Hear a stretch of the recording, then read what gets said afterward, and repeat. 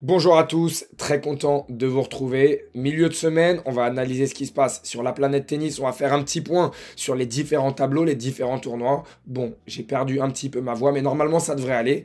Alors bouge pas, ça commence tout de suite.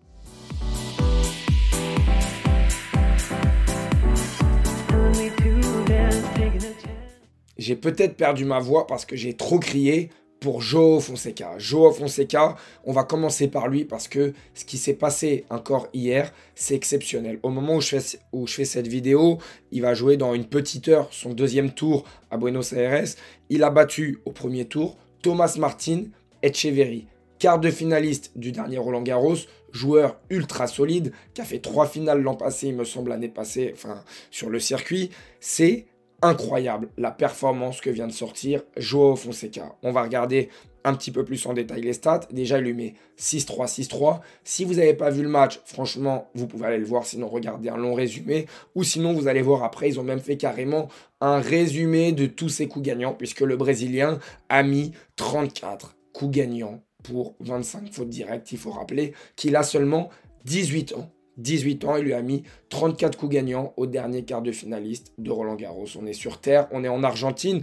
Thomas Martin Etcheverry est à domicile et il se fait étriller par le jeune crack brésilien. C'est assez fou, il l'a enfoncé, mais surtout il l'a enfoncé côté coup droit, côté revers, mais j'ai surtout envie de dire qu'il lui a tout fait. Il lui a tout fait. Fonseca, il a une panoplie de coups et ce, depuis le premier point du match. À partir du premier jeu, il a déjà montré tout ce qu'il savait faire. Coup droit gagnant, revers gagnant, amorti. Ensuite, on a eu des montées, on a des smash. On a un petit peu le coup aussi, je ne sais pas si vous voyez, que Alcaraz fait et que un peu Roger a créé, j'ai envie de dire, quand les joueurs font semblant de faire un amorti côté coup droit et en fait ils font un chop longue ligne, et ben Joao Fonseca a aussi fait ce coup-là. Bref, en fait, il sait tout faire à déjà 18 ans. Donc il a une panoplie ultra complète et en plus, il est ultra puissant. Il faut se rendre compte que Etcheverry est quand même un joueur ultra confirmé du circuit, un joueur très solide. Il s'est retrouvé tellement de fois à 2-3 mètres de la balle, c'est exceptionnel. Voilà, j'ai pas les mots, c'est exceptionnel. On a les stats juste ici. On avait l'impression qu'en fait, Fonseca, c'était déjà un top 10, qu'il était en train d'affronter Etcheverry au premier tour et que c'était une formalité, alors que non, le gamin a 18 ans. Le gamin a 18 ans, sa vie a changé depuis l'Open d'Australie. Ce gars n'est même plus capable de se balader dans son pays, je pense, normalement. Ça y est, tout le monde le supporte, tout le monde veut le voir jouer. Il a triplé, quadruplé ses followers sur les réseaux sociaux. Nous, on est là, on ne veut plus rater un match de ce prodige. Très sincèrement, je suis absolument tous ces matchs. J'attends qu'une chose, c'est qu'il prenne la raquette et qu'il joue comme Carlos Alcaraz quand il a débuté. Et ça, c'est bon signe, c'est formidable, vraiment. Je vous invite à aller sur Tennis TV. Il y a carrément voilà, une vidéo d'1 minute où il y a tous les winners de Fonseca face à Etcheverry. Et c'est simple, la vidéo, c'est une petite merveille. Il y a tout, comme je vous ai dit, il y a tous les coups du tennis. Il a 18 ans. Je pense qu'on ne se rend pas compte encore. On va vite s'en rendre compte, mais il ne faut surtout pas banaliser ce qui est en train de se passer. On a un joueur qui est ultra précoce. On a eu Alcaraz il n'y a pas si longtemps, mais depuis ça, Sinner n'était pas aussi précoce que ces deux-là. Bon, aussi précoce qu'Alcaraz, parce que Fonseca, officiellement pour l'instant, n'a rien gagné. Mais Sinner, quand il est arrivé, il n'était pas aussi complet. Il a beaucoup travaillé, il a beaucoup progressé. On voyait des grosses qualités chez l'Italien, mais c'était pas la même chose, c'était pas le même profil. Alcaraz a été très précoce, il a gagné très vite, très tôt. Fonseca, pour l'instant, on voit un très gros potentiel, mais il n'a rien gagné. Donc, évidemment, on va mesurer nos mots. Mais c'est vrai que depuis Alcaraz, on ne s'est pas autant enjaillé, si on peut dire ça. Et surtout depuis Nadal, donc ça fait quand même 20 ans qu'on n'avait pas eu de crack comme ça, et là je vous assure vraiment, prenez le temps, mettez pause sur la vidéo maintenant, vous revenez après, vous allez voir, c'est 34 coups gagnants en 1 minute, c'est une petite merveille. J'étais obligé de commencer par Joao Fonseca parce que ce joueur est spécial, mais forcément du coup ça nous fait rebondir sur le tournoi de Buenos Aires. Et le tournoi de Buenos Aires, on va d'abord parler de Diego Schwartzman. Diego Schwartzman a battu Nicolas Jarry. Le garçon n'a pas joué depuis plusieurs mois, c'est son dernier tournoi en carrière et il est là, il se paye un top 20. Franchement, c'est monstrueux. On va revenir sur le tableau juste après, mais d'abord, je voulais parler de cette petite déclaration de Schwartzman qui a été traduite par Tennis Légende. Tennis Légende, je pense que tout le monde connaît. Si vous ne connaissez pas, c'est la page du tennis. Donc, franchement, n'hésitez pas à aller voir. On va lire un petit peu ensemble 2-3 passages parce que c'est ultra intéressant. Il dit « J'ai un petit corps, mais il a donné du fil à retordre au plus grand joueur de notre histoire. » C'est complètement vrai aujourd'hui. Schwartzmann, j'ai envie de dire seulement 32 ans et fin de carrière. Quel dommage. Et il dit que le mois dernier, il est tombé sur un garçon, un Français d'ailleurs, qui lui a parlé de son match contre Rafa à Roland-Garros le jour où il y a eu l'interruption. Je ne sais pas si vous vous souvenez de ce match où Diego Schwartzmann menait 1-7-0 face à Nadal avant qu'il y ait interruption et que les deux joueurs reprennent le lendemain. Et ensuite, Nadal a étrillé Schwartzmann. Mais pendant un set et demi, Schwartzmann était en train de faire la misère à Rafael Nadal sur le châtrier de Roland-Garros. C'était un des matchs qui m'a le plus choqué, vraiment, de l'histoire de Roland-Garros depuis que je suis enfant. Ce jour-là, j'ai cru que Schwartzmann allait sortir Rafael Nadal. Il le dit, je menais contre Rafa d'un set et d'un break lorsque la météo nous a fait revenir le lendemain. Il le dit, je jouais tellement bien. Si je n'avais pas eu ces joueurs en face de moi, il parle souvent de Rafa et Djokovic, je pense que j'aurais pu encore aller plus loin dans ces tournois, mais complètement. Schwartzmann, il faut se rendre compte, il a optimisé son corps, il a réussi à en faire, j'ai envie de dire presque un handicap, un avantage. Il était tellement aérien, tellement fort, tellement rapide, un sens tactique du jeu, un sens du déplacement, un QI tennis monstrueux. Il était capable de couper les trajectoires. Bref, ce joueur-là a optimisé tout ce qu'il pouvait optimiser, même au-delà de ce qu'on pouvait imaginer. Aujourd'hui, dans le même style, entre guillemets, même si c'est un petit peu différent, on a un Sébastien Baez aussi, même si c'est pas tout à fait le même style de joueur. Mais bref, énorme respect pour Diego Schwartzmann qui aujourd'hui, hier, a battu Nicolas Jarry avec un public acquis à sa cause forcément et qui va jouer aujourd'hui face à Pedro Martinez. Il y a possibilité de poursuivre cette aventure parce que Pedro Martinez a galéré contre Dzumhur. Pedro Martinez était sur Durinder il y a encore quelques jours et surtout Pedro Martinez a appelé le kiné durant le premier set face à Dzumhur. Moi j'ai envie de rêver d'une belle histoire pour Diego Schwartzmann. On va suivre ça de très près. On a le Musetti Corentin Moutet qui m'intéresse énormément et surtout on a le Zverev Cerundolo qui va être épicé parce que Cerundolo à domicile, c'est son pays, c'est sa surface, c'est sa terre battue qu'il connaît, alors que Zverev, c'est une terre battue différente. Franchement, j'ai hâte de voir ce match. Et surtout ici, en bas, j'aimerais franchement le Holger Rune Fonseca, même si Navone est un joueur que j'apprécie énormément. On a envie de ce genre de match Rune Fonseca. Donc on va suivre ça au moment où je vous fais cette vidéo. Les matchs, enfin surtout Fonseca, va pas tarder à rentrer sur le terrain. Donc on va suivre ça ce soir et j'espère qu'on se retrouvera dans quelques jours pour analyser le Rune Fonseca. On change complètement d'ambiance et on part du côté de Marseille avec aussi quelques petites choses à dire. Déjà, le forfait de tous les Français. Mon fils, Mpetshi Ricard. Là, on a Hugo Humbert qui est qualifié, qui a battu Bublik, mais il n'a même pas checké Bublik à la fin du match car il est malade. Donc, dans quel état il va arriver face à Lorenzo Sonego, qui lui est en pleine bourre et qui profite encore une fois d'un forfait, celui de Van Hache, lui aussi malade. Bref, épidémie de grippe. Je pense que tout le monde l'a eu. Je l'ai eu. Tu l'as eu derrière la caméra. Donc, il y a un moment, ça touche aussi les joueurs professionnels. Il faut faire avec. On va voir ce que ça donne pour Hugo Humbert, qui a clairement une carte à jouer dans ce tournoi s'il n'était pas malade. Aujourd'hui, il avait quand même un jour de repos, donc il joue demain. On espère que ça va l'aider. Dans ce tournoi, deux choses à noter. Déjà, la première, Medjedovic, la confirmation.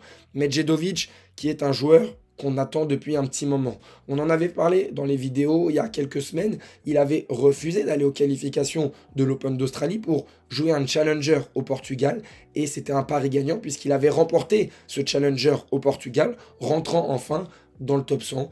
Hier, il a fait qu'une bouchée de Karen Khachanov, sûrement le cousin de Karen Khachanov, puisque lui, depuis quelques semaines, c'est compliqué, malgré une fin d'année 2024 assez convaincante. Mais bref, ça fait plaisir de voir Medjedovic enfin enchaîner, lui qui a battu aussi Holger Rune en Coupe Davis. Là, il bat Khachanov, il a remporté un challenger, il va jouer Altmaier.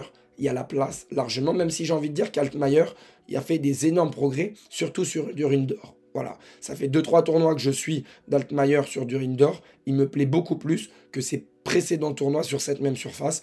Et puis surtout, dans ce tournoi, Daniil Medvedev qui va affronter là dans pas si longtemps Pierre-Hugues Herbert. Daniil Medvedev qui a besoin de confiance, qui a besoin de relancer la machine. Donc voilà, on va suivre Medvedev Medjedovic et surtout l'état physique d'Hugo Humbert pour voir jusqu'où ça peut le mener. Ah, franchement, faut aimer le tennis, faut vous aimer, parce que là, avec ma voix, franchement, c'est un enfer. J'espère que c'est pas trop compliqué à écouter, parce que même pour moi, c'est dur, je suis en train de ramer, je vous jure. Mais je prends tellement de plaisir, on continue, on prend l'avion, on va du côté de Delray Beach. Et Delray Beach, j'ai l'impression que c'est un tournoi où il n'y a que des Américains à chaque fois. Pour la petite anecdote, on avait été avec des amis au tournoi de Delray Beach et c'est mon pire souvenir tennistique, très clairement.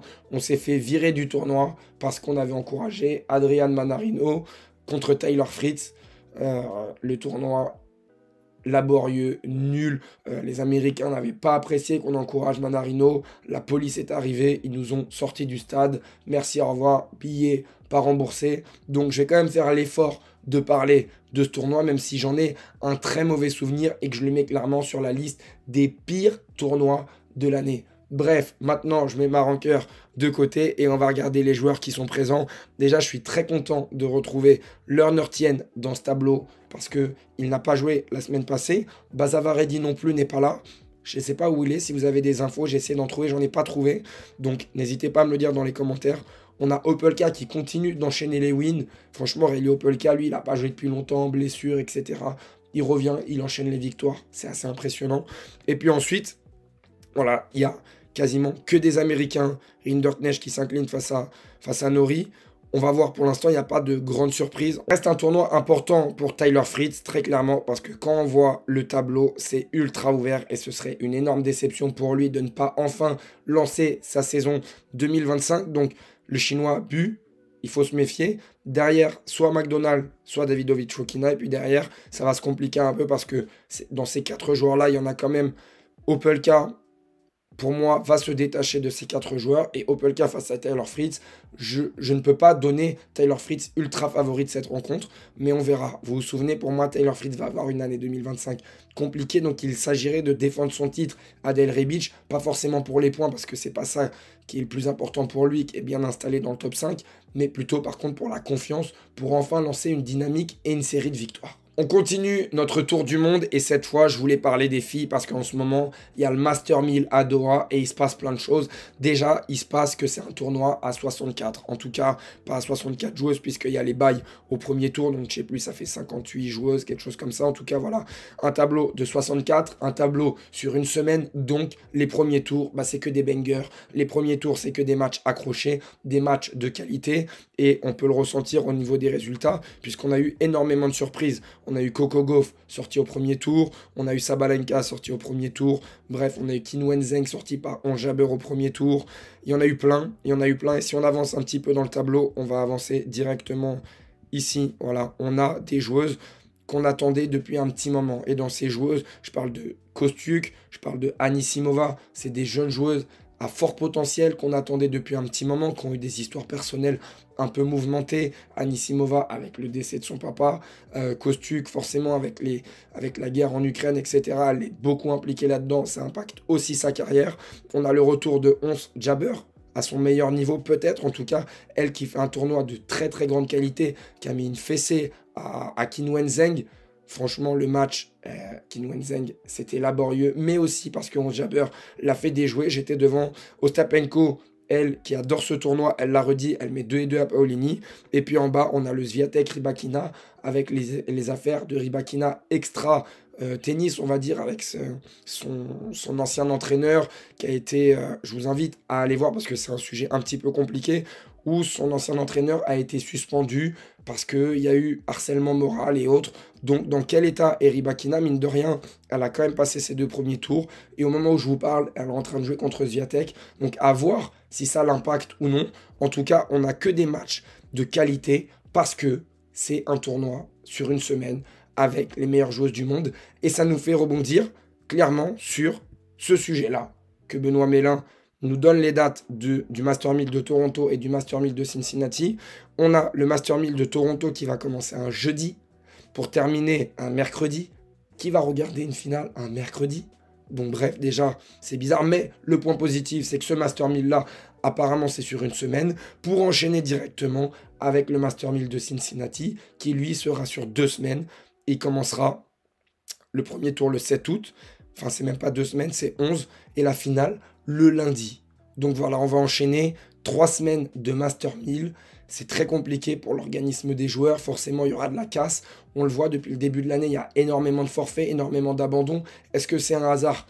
J'en sais rien. En tout cas, il faut suivre ça de très près. Même pour l'intérêt des téléspectateurs, mettre une finale le lundi. Alors certes, on est en plein mois d'août. Peut-être que c'est calculé dans ce sens-là, mais mettre une finale le lundi, franchement, ça a peu d'intérêt. J'aimerais connaître les raisons. Je ne sais pas, est-ce qu'ils veulent tuer le tennis? Peut-on laisser faire ça? Est-ce que les joueurs, eux, ça leur convient?